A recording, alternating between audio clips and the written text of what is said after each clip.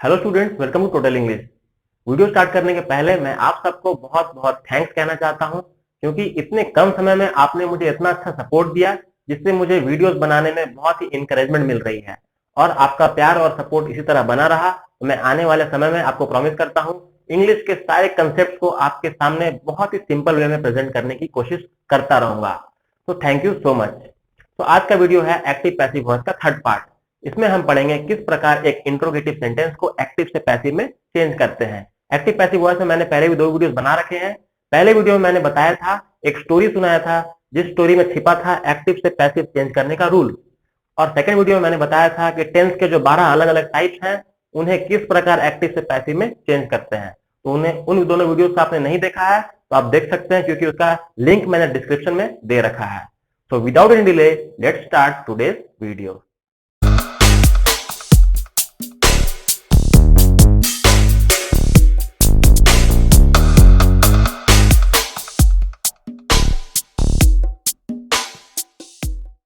Students, interrogative sentences को किस प्रकार एक्टिव से पैसिव में चेंज किया जाता है, इस बात को जानने के पहले हमें ये जानना जरूरी है कि इंट्रोगेटिव सेंटेंसेस होते क्या हैं। What are interrogative sentences? तो इंट्रोगेटिव सेंटेंसेस वैसे सेंटेंस होते हैं जिनमें हम कोई तरह का प्रश्न पूछते हैं, कोई तरह का सवाल पूछते हैं। Those sentences in which we ask questions, those are interrogative sentences. जैसे कि हमारे सामने एक सेंटेंस दिया गया है, चलिए इसे देखते हैं पहले। Rishabh is playing tennis. Rishabh tennis खेल रहा है, प्रेजेंट कंटिन्यूअस टेंस। तो क्या ये एक सवाल है? क्या ये एक इंट्रोगेटिव सेंटेंस है? नहीं, ये एक इंट्रोगेटिव सेंटेंस नहीं है। क्यों? क्योंकि इसमें कोई भी तरह का सवाल नहीं पूछा जा रहा है, बल्कि इसमें तो बताया जा रहा है कि ऋषभ है वो टेनिस खेल रहा है। तो इसे हम इंट्रोगेटिव कैसे बनाएंगे? तो जब मैंने आपको टेंस वाले चैप्टर को पढ़ाया था, तब मैंने बताया था कि हर सेंटेंस को किस प्रकार इंट्रोगेटिव और निगेटिव में बनाया जाता है। टेंस की सारी सीरीज का लिंक मैंने दे रखा है, आप उसे भी देख सकते हैं। चलिए यहाँ पर एक फिर से रिवीजन के तौर पर समझ लेते हैं। इसे इंट्रोगेटिव हम ऐसे बनाएंगे कि ये जो सब्जेक्ट है, सब्जेक्ट के बाद हेल्पिंग वर्ब है, हेल्पिंग वर्ब के बाद मेन वर्ब है, और ये ऑब्जेक्ट है। तो जो हेल्पिंग वर्ब होता है, इसे हम सब्जेक्ट के पहले ले आते हैं। तो हो जाएगा इज, सब्जेक्ट आ जाएगा बाद में, प्लेइंग, और अंत में हो जाएगा टेनिस, और सबसे important question mark. Question mark को जरूर लगाना है। Is Rishabh playing tennis? क्या ऋषभ टेनिस खेल रहा है? हो गया ना सवाल? ये एक सवाल है, मतलब ये इंट्रोगेटिव सेंटेंस है। तो आइए इंट्रोगेटिव सेंटेंस के सबसे पहले ग्रुप को देखते हैं। इस ग्रुप में हम उन सेंटेंसेस को रखेंगे जिनमें हम डू, डज या फिर डिड का यूज करते हैं। दो sentences in which we use do, does और did. Let's see the sentences. Does he pluck flowers? क्या वो फूलों को तोड़ता है? Do the children play cricket? क्या बच्चे क्रिकेट खेलते हैं?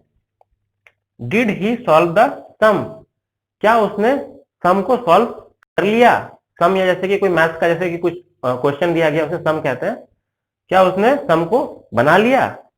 तो इन सेंटेंसेस में आप देख सकते हैं डज, डू या फिर डिड का यूज किया गया है, और सारे के सारे इंट्रोगेटिव सेंटेंस हैं। तो इसे एक्टिव से पैसिव में हम कैसे बनाएं? तो बेसिक सी बात आपको ये जानना जरूरी है कि एक्टिव से पैसिव बनाने का जो भी रूल हमने अभी तक सीखा है, उसे हमें बिल्कुल भी नहीं छोड़ना है। वो रूल को हमेशा लेकर ही चलना है, और यहाँ पर कुछ एक्स्ट्रा चीजें भी ऐड हो जाएंगी। जैसे कि रूल के अनुसार क्या था कि एक्टिव सेंटेंस का जो सेंटेंस होता है वो सब्जेक्ट, वर्ब और ऑब्जेक्ट के साथ बनता है। तो होता क्या था कि एक्टिव सेंटेंस का जो ऑब्जेक्ट था वो पैसिव सेंटेंस में सबसे पहले आ जाता था। चेंज करते वक्त ऑब्जेक्ट सबसे पहले और सब्जेक्ट सबसे लास्ट, मतलब कि एक्सचेंज हो जाता था, क्रॉस हो जाता था। ठीक है, उसके बाद हेल्पिंग वर्ब लगता है, फिर मेन वर्ब लगेगा, वर्ब का थर्ड फॉर्म, और बाई लगता था। तो ये सब था असर्टिव सेंटेंस का रूल। ये असर्टिव सेंटेंस का रूल था। इसमें से मैक्सिमम चीजों को हम यहाँ पर फॉलो करने वाले हैं, मैक्सिमम चीजों को, और बाकी कुछ एक्स्ट्रा चीजें हैं, देखते हैं। जैसे कि पहला सेंटेंस है डज ही प्लक फ्लावर्स? तो इसे हम चेंज करेंगे। सबसे पहले हम सब्जेक्ट, वर्ब और ऑब्जेक्ट को खोजेंगे, जैसा कि हम पहले किया करते थे। सब्जेक्ट को खोजते हैं, तो ही सब्जेक्ट हो गया हमारा, प्लक ये एक वर्ब है, प्लक मतलब तोड़ना, रिमूव करना, तो ये हो गया वर्ब, और फ्लावर हो गए हमारे ऑब्जेक्ट। तो सब्जेक्ट, वर्ब, ऑब्जेक्ट आ गया। तो अब हमें सबसे पहले क्या करना था? तो ऑब्जेक्ट को सबसे आगे यहाँ पर ले आना है। तो ऑब्जेक्ट को आगे लाएंगे मतलब यहाँ लाएंगे, तो ले आते हैं। प्लस के बाद हमारा वर्ब आ जाएगा प्लग्ड। वर्ब का कौन सा फॉर्म लगता है? तो तीसरा फॉर्म। जब भी पैसिव में चेंज करें तो वर्ब का तीसरा फॉर्म लगता है। तो प्लग का प्लग्ड हो जाएगा, प्लग प्लग्ड प्लग्ड। और उसके बाद बाई लगाते हैं हम प्रीपोजिशन, और उसके बाद एंड में ही को ले आएंगे। ही मतलब जो हमारा सब्जेक्ट था, सब्जेक्ट यहाँ पर लास्ट में आ जाएगा, वो ऑब्जेक्ट बन जाएगा। तो ही चेंज होके हिम हो जाएगा। अब याद कीजिए जो अभी हमने सेंटेंस अभी भी पढ़ा था, जो जिसमें पढ़ा था कि इज ऋषभ प्लेइंग टेनिस, तो उसमें हमने क्या किया था? ऋषभ के पहले इज को लगाया था, मतलब सब्जेक्ट के पहले ऑक्सिलरी वर्ब को, हेल्पिंग वर्ब को यूज किया था। तो उसी प्रकार हम यहाँ पर जो हमारा सब्जेक्ट हो गया, अब फ्लावर तो सब्जेक्ट है हमारा, अब इसके पहले हम हेल्पिंग वर्ब को लगाएंगे। हेल्पिंग वर्ब हमारा क्या होगा? तो हेल्पिंग वर्ब जैसे कि इज, एम, आर, वॉज या वर। तो आप देख सकते हैं कि ये एक प्रेजेंट टेंस का सेंटेंस है, simple present tense. Simple present tense में तो हमेशा इज, एम, आर में से ही कोई लगेगा, वॉज, वेयर तो लगेगा नहीं। तो इज, एम, आर में से कौन सा लगेगा? तो ये प्लूरल है, फ्लावर्स है, बहुत सारे फूल हैं, आर लगेगा। तो आर लगा देंगे हम। बस इस बात का आपको ध्यान रखना है। Are flowers plucked by him, और एंड में एक क्वेश्चन मार्क। बस यही तो करना है। बस आपको सब्जेक्ट वर्ब ऑब्जेक्ट वाला ये जो प्रोसेस था इसे रिपीट कर देना है, और सब्जेक्ट के पहले हेल्पिंग वर्ब को लगा देना है। चलिए इसे फिर से करते हैं। Do the children play cricket? क्या बच्चे क्रिकेट खेलते हैं? तो सबसे पहले सब्जेक्ट वर्ब ऑब्जेक्ट को खोजते हैं। हमारा सब्जेक्ट हो गया चिल्ड्रन, चिल्ड्रन की बात हो रही है। खेल रहे हैं वर्ब हो गया, क्या खेल रहे हैं? तो क्रिकेट खेल रहे हैं, ऑब्जेक्ट हो गया। तो सबसे पहले ऑब्जेक्ट को पहले ले आते हैं, क्रिकेट। प्ले का V3 हो जाएगा प्लेड।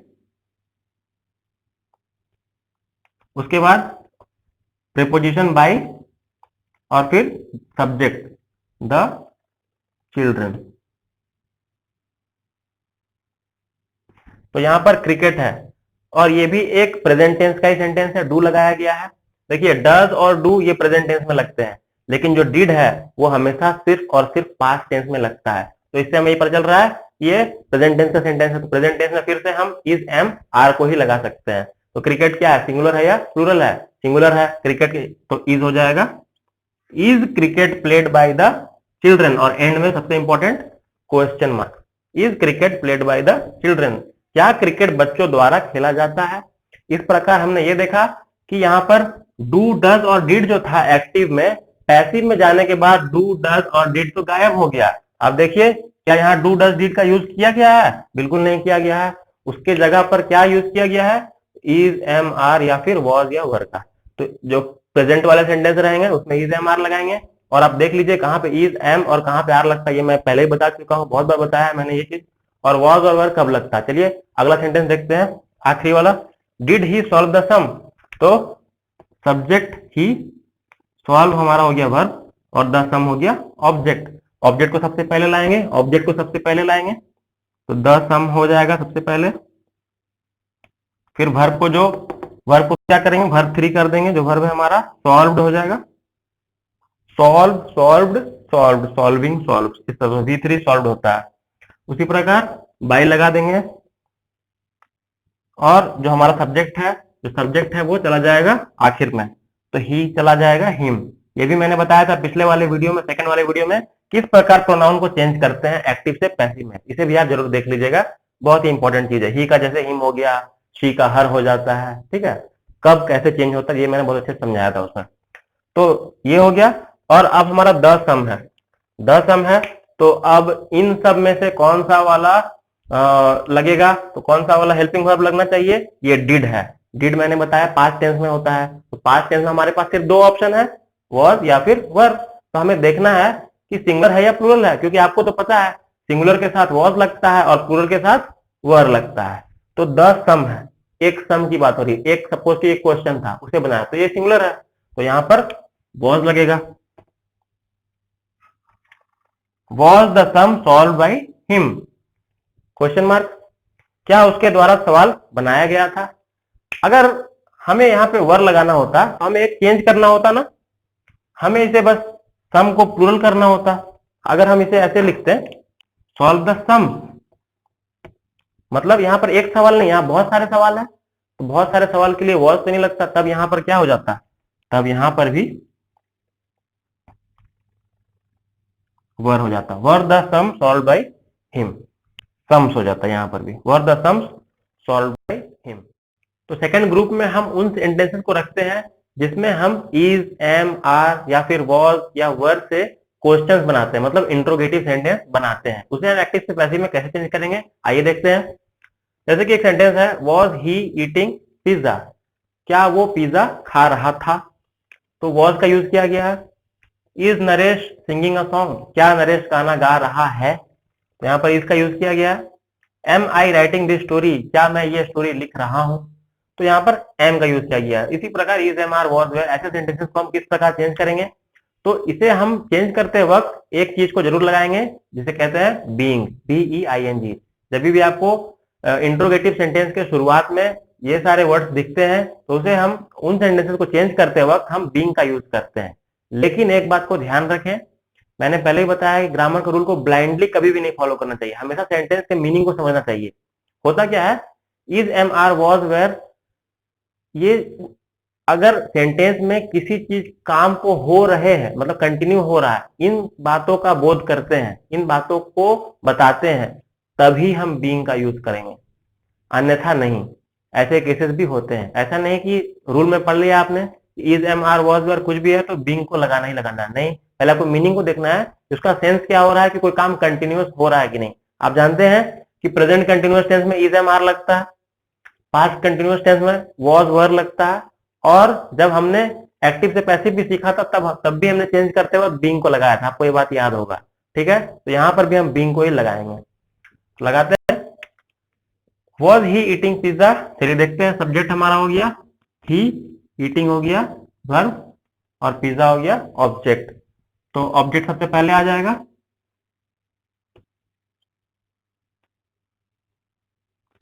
पिज्जा। तो अब उसके बाद बीइंग, वर्ब का कौन सा फॉर्म लगेगा, हमेशा थर्ड फॉर्म, ईटन, फिर बाय, ही का हिम हो जाएगा। यहां पर वॉज था, तो अभी हमने बताया था कि जब हम सेंटेंस को इंट्रोगेटिव बनाते हैं तो ऑक्सिलरी वर्ब को सब्जेक्ट के पहले ले आते हैं। तो यहां पर तो ऑक्सिलरी वर्ब सब्जेक्ट के पहले से ही है, एक्टिव में ही है, तो यहां पर चेंज करने की जरूरत ही नहीं है। यहां पर पहले ही से सब्जेक्ट के पहले ही था ऑक्सिलरी वर्ब, तो हमारा काम तो बिल्कुल आसान है, तो वो चीज करने की जरूरत है नहीं, तो वॉज का वॉज हो जाएगा पहले से। Is Naresh singing a song, लेकिन आपको ये बात जरूर ध्यान देना है कि ये जो ऑक्सिलरी वर्ब होगा वो यहाँ सब्जेक्ट से रिलेटेड होगा, मतलब यहाँ पे आपको देख के लगाना है, कुछ भी नहीं, जो है ऐसा नहीं कि जो है वही रिपीट हो जाएगा, ये आपको देख कर लगाना है। Is Naresh singing a song, तो सब्जेक्ट हो गया हमारा नरेश, सिंगिंग हो गया वर्ब, और सॉन्ग हो गया ऑब्जेक्ट। तो अ सॉन्ग, फिर आ जाएगा बीइंग, वर्ब का थर्ड फॉर्म सिंग, सैंग, संग, C3 होता है संग। उसके बाद बाय और सब्जेक्ट नरेश, और यहां पर एक सॉन्ग है, इज होगा, is a song being sung by Naresh. आखिरी बार हम देखते हैं, am I writing this story, तो आई हो जाएगा सब्जेक्ट, राइटिंग हो जाएगा वर्ब, दिस स्टोरी हो जाएगा ऑब्जेक्ट। तो दिस स्टोरी पहले आ जाएगा, उसके बाद बीइंग आ जाएगा, राइटिंग का रिटन हो जाएगा, उसके बाद बाई, आई का मी हो जाएगा, ये प्रोनाउन है, चेंज हो गया। अब देखिए दिस स्टोरी है, तो दिस स्टोरी के पहले क्या आपको लगता है एम लगेगा, नहीं, एम तो सिर्फ आई के साथ ही लगता है ना, तो दिस स्टोरी के पहले क्या लगना चाहिए, तो इसमें से इज लगना चाहिए।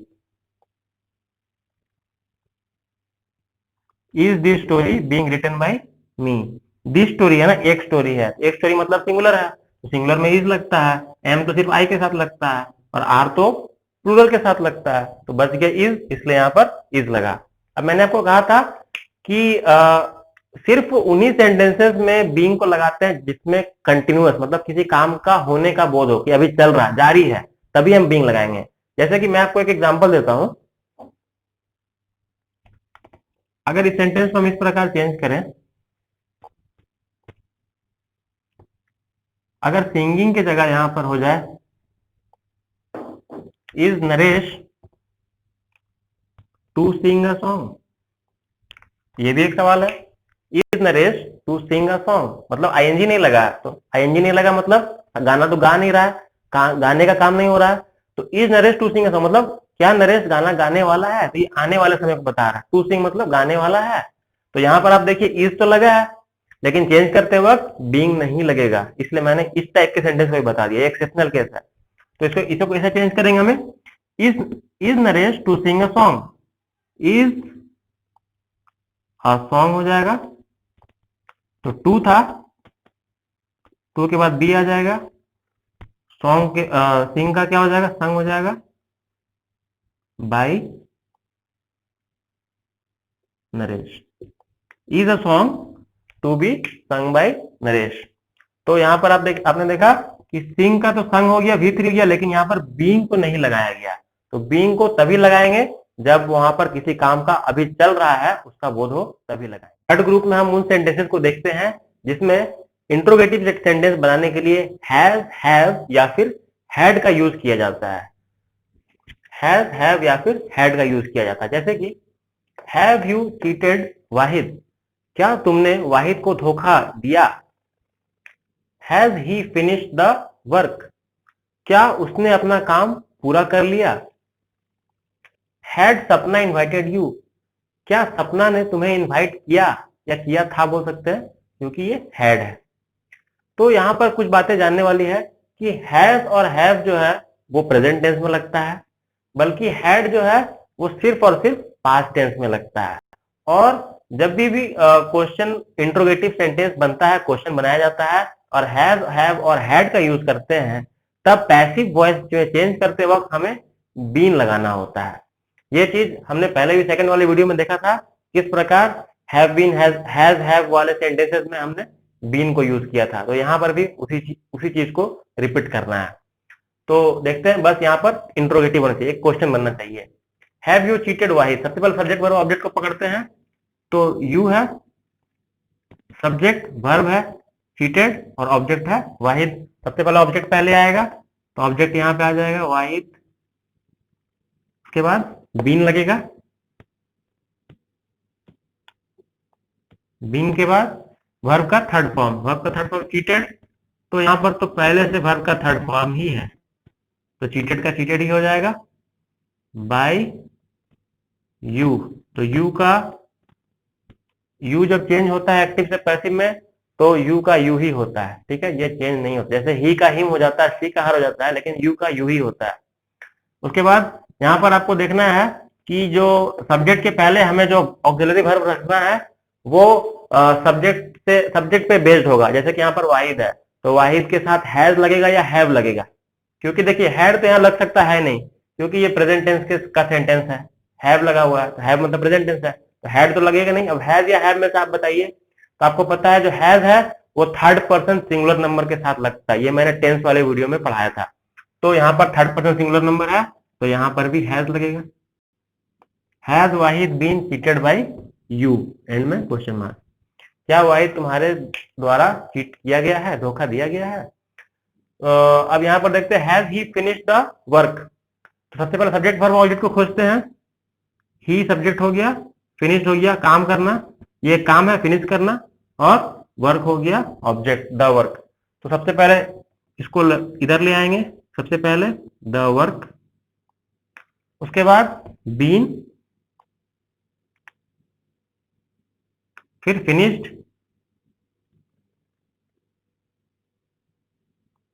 बाई ही का हो जाता है हिम।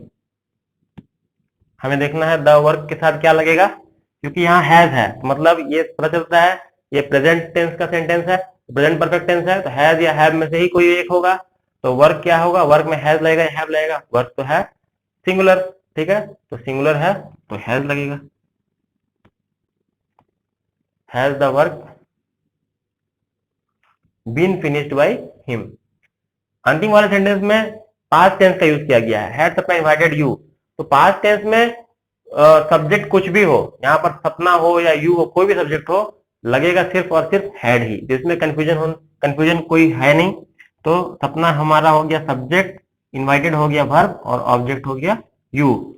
तो यू का तो पता ही है आपको, ऑब्जेक्ट में लगे चाहे सब्जेक्ट में लगे, यू तो यू ही होता है, चेंज नहीं होगा, बीन हो जाएगा।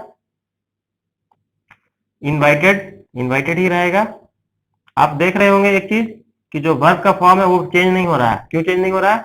क्योंकि ये सारे क्योंकि ये सारे प्रेजेंट टेंस के परफेक्ट वाले सेंटेंस है। प्रेजेंट परफेक्ट में तो आपको पता ही है हमेशा वर्ब थ्री ही लगता है। प्रेजेंट परफेक्ट में एक्टिव हो चाहे पैसिव हो, वर्ब थ्री ही लगता है।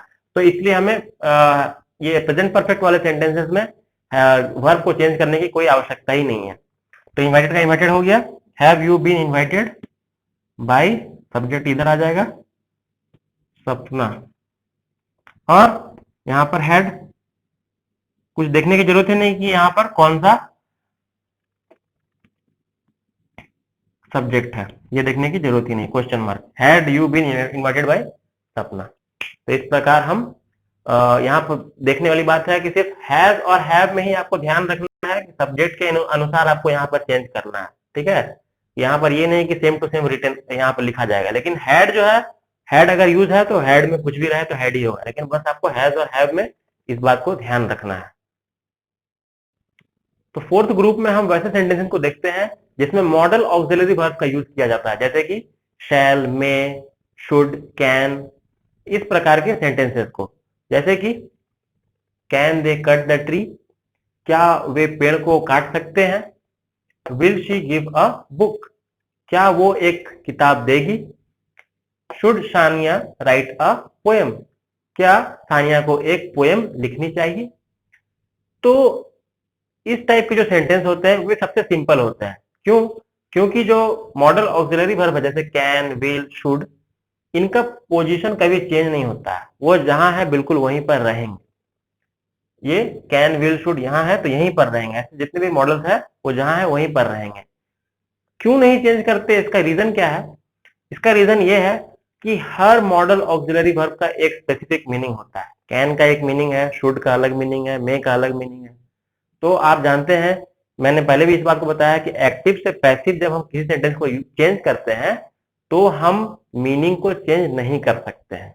तो इसका मतलब क्या हुआ कि अगर हम मॉडल ऑक्सिलरी वर्ब को यूज करेंगे, चेंज करेंगे, तो मीनिंग भी चेंज हो जाएगा, इसीलिए हम उसे चेंज नहीं कर सकते हैं। चलिए सेंटेंस को बनाते हैं, बहुत सिंपल है। Can they cut the tree, subject verb object को खोजते हैं।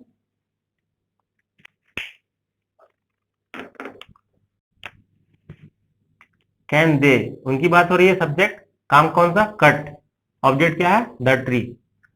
तो सिंपल सी बात है, इसे हम सबसे पहले उतार देते हैं, कुछ सोचने की जरूरत नहीं, बहुत सिंपल है। कैन द ट्री, सबसे पहले ऑब्जेक्ट आता है, ऑब्जेक्ट आ गया कैन द ट्री। वर्ब के पहले बी लगाते हैं, तो बी लगा देते हैं, उसके बाद वर्ब लिखते हैं।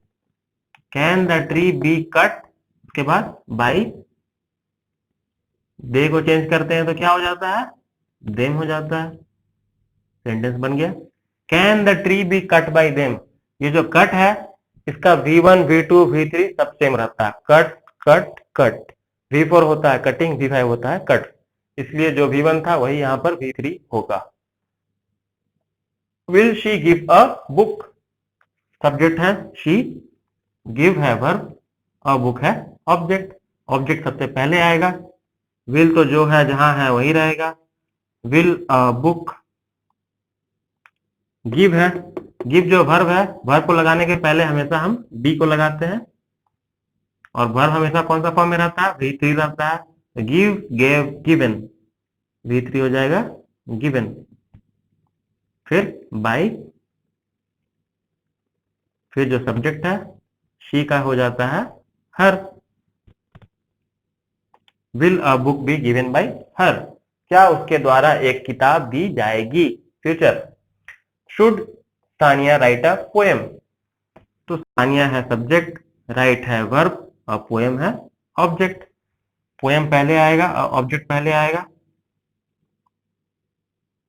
इसको तो लिख ही देते हैं, कुछ सोचने की बात ही नहीं है। शुड अ पोएम अब वर्ब लिखने की बारी आई है, तो वर्ब को V3 लिखेंगे और वर्ब के पहले लगाएंगे बी। उसके बाद वर्ब आ गया V3, write, wrote, written, by, subject जो है Sania. Should a poem be written by Sania. तो ऐसे सेंटेंसेस में जिसमें मॉडल ऑक्सिलरी वर्ब को यूज करते हैं, उसमें आपको दो बातों का ध्यान रखना है कि जो मॉडल ऑक्सिलरी वर्ब है उनका पोजीशन चेंज नहीं होता, no change in modals. Modal को भी चेंज नहीं करते हैं, ना कि उनका पोजीशन चेंज करता है। ये हो गया बात खत्म। और जो वर्ब है, वर्ब तो V3 होता है, ये तो आप जानते हैं, हमेशा पैसिव में V3 होता है, सिर्फ उसके पहले बी लगा देते हैं। ठीक है, तो वर्ब के पहले बी लगा देते हैं। चलिए आखिरी ग्रुप को देख लेते हैं। आखिरी ग्रुप है पांचवा ग्रुप, WH ग्रुप वाले सारे वर्ड। तो WH ग्रुप क्या होता है? जैसे कि सारे क्वेश्चन व्हाट, हुम, व्हेन, वेयर, हाउ, ये सारे क्वेश्चंस, इन सब में आप देखिएगा कि कॉमन है W और H, हर वर्ड में कॉमन होता है, इसलिए इन्हें हम WH ग्रुप कहते हैं। तो इन्हें हम एक्टिव से पैसिव में किस प्रकार चेंज करते हैं? तो चेंज करने का बहुत ही सिंपल प्रोसेस है। जैसा कि आपने मॉडल ऑक्सिलरी वर्ब में देखा था, कैन, मे, माइट, ये जितने भी थे, इसमें हम क्या करते थे? उसे चेंज नहीं कर रहे थे। उसी प्रकार इन्हें भी हम चेंज नहीं करते हैं। इसमें सिर्फ दो एक्सेप्शन है, हु और हुम। हु और हुम को ही सिर्फ एक्टिव से पैसिव में बदलते वक्त हम चेंज करते हैं, अन्यथा बाकी जितने भी एक्टिव पैसिव वाले हैं, WH वाले वर्ड्स हैं, इन्हें हम एक्टिव से पैसिव में जाते वक्त नो चेंज, यहाँ मैंने लिख दिया है नो चेंज, मतलब जहां है वहीं पे वो रहेगा। देखते हैं कैसे चीजें चेंज करेंगे। पहला क्वेश्चन है, how do they make coffee? Way coffee किस प्रकार बनाते हैं, ये क्वेश्चन है। तो यहाँ पे आप देख सकते हैं हाउ यूज किया गया है WH वाले ग्रुप का। तो आप समझ जाइए कि हाउ है, तो हाउ है तो इसे चेंज करना है नहीं, तो आप समझ जाइए कि ये कोई वर्ड है ही नहीं यहाँ पर, और आप इसे ही क्वेश्चन मान के सॉल्व कीजिए। तो ये क्या हो जाएगा? Do they make coffee. तो इसे हम पैसिव में बहुत आसानी से चेंज कर सकते हैं।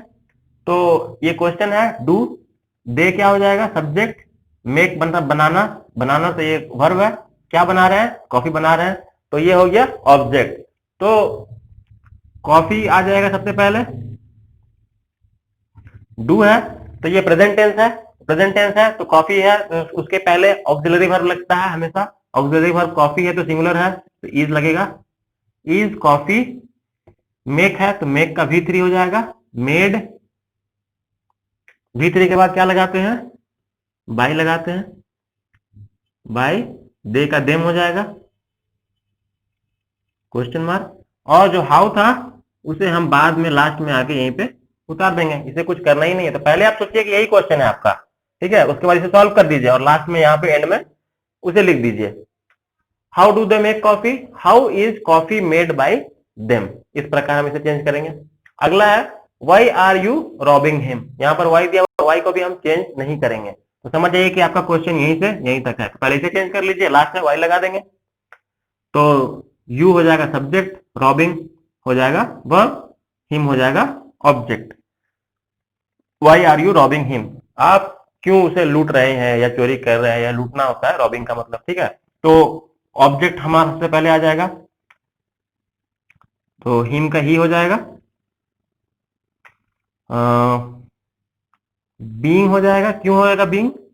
आपको याद होगा आईएनजी वाला वर्ड है, कंटिन्यूअस है, कोई काम हो रहा है, आप क्यों उसे लूट रहे हैं, ठीक है, रहे हैं तो हो रहा है, तो बीइंग लगता था। और बीइंग के बाद इसका V3 तो लगना ही लगना है, रॉब्ड, ठीक है, बाय यू था तो यू तो यहीं पे आ जाएगा, चेंज तो होता है नहीं। तो ही के पहले क्या लगता है? ऑक्सिलरी वर्ब लगाते हैं क्वेश्चन बनाने के पहले, तो ही के पहले क्या लगता है? क्योंकि ये आर है, आर मतलब प्रेजेंट टेंस है, तो प्रेजेंट टेंस आपको टेंस पता है, तो ही के पहले तो इज लगता है थर्ड पर्सन सिंगुलर में। Is he being robbed by you, और अंत में वाई लगा देंगे, why is he being robbed by you. अंतिम में है, हु रोट द रामायणा? यहाँ पर देखिए हु का यूज किया गया है। जैसा कि मैंने बताया आपको, हु को हम चेंज कर देते हैं, हु को चेंज करके हम बना देते हैं बाय हुम। अगर क्वेश्चन में हु रहा, हुम रहा एक्टिव में, तब वो से हु कर देते हैं। इस बात को बस एक आपको ध्यान रखना है। तो हमारे पास अभी क्वेश्चन में क्या है? हु है, तो हमें इसे बाय हुम करना है। तो हु की जगह क्या हो जाएगा? बाय हुम हो जाएगा। तो यहाँ पर हम इसे पहले ही चेंज कर देंगे, by whom.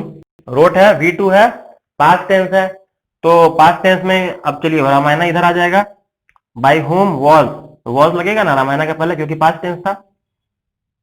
Was the Ramayana write wrote written,